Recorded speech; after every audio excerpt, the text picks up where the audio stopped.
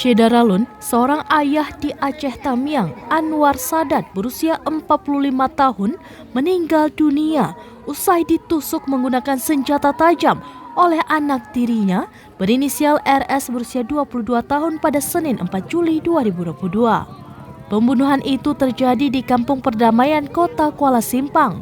Kapolres Aceh Tamiang AKBP Imam Asfali mengungkapkan pelaku menghabisi ayahnya dengan menggunakan pisau dapur.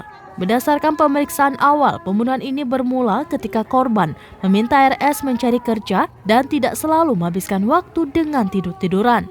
Hasil pemeriksaan ini dibenarkan oleh ibu kandung pelaku yang juga istri korban, Nur Hasanah Hasan berusia 47 tahun. Saat ditemui Serambi di rumahnya, Nur mengungkapkan insiden membangunkan tidur itu memicu pertengkaran mulut. Puncaknya terjadi ketika korban dan pelaku berebut menggunakan sepeda motor.